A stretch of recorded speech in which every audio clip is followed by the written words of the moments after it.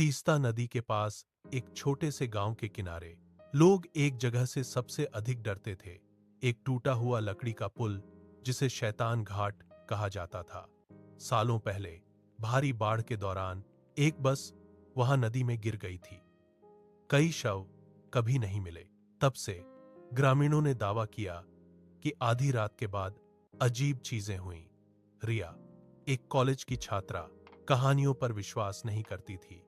अपनी छुट्टी के दौरान वह अपनी दादी के गांव गई और अफवाहों को झूठा साबित करने का फैसला किया।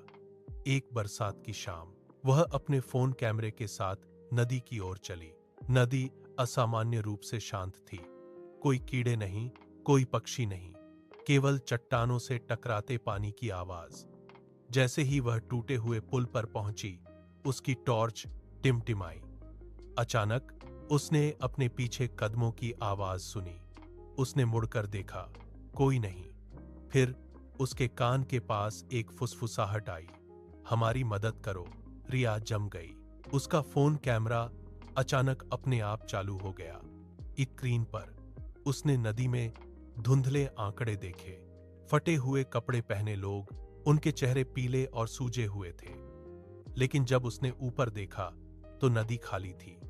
डरकर उसने वापस चलना शुरू कर दिया। फिर से पैरों के निशान आए, इस बार तेज। उसने दौड़ना शुरू कर दिया। उसके पीछे कई आवाजों के एक साथ रोने की आवाज आई। गांव पहुंचने से ठीक पहले एक बूढ़े मछुआरे ने उसका हाथ पकड़ लिया। इस नदी के पास कभी पीछे मुड़कर मत देखना, उसने चेतावनी दी। रिया को एक भयानक बात का एहसास हुआ। उसने पहले ही 3 बार पीछे मुड़कर देख लिया था।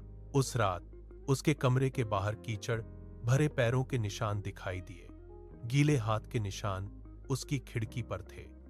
रात के लगभग 2 बजे उसने घर के अंदर नदी का पानी बहने की आवाज सुनी, लेकिन फर्श सूखा था। उसके बिस्तर के पास खोखली आंखों वाली एक छायादार महिला खड़ी थी।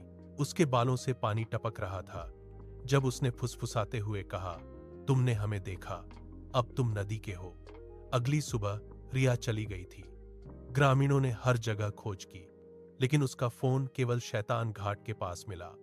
अंतिम वीडियो सहेजा गया था। उसके पीछे अंधेरी नदी में दर्जनों फीके चेहरे धीरे धीरे पानी से उठे, मुस्कुराते हुए।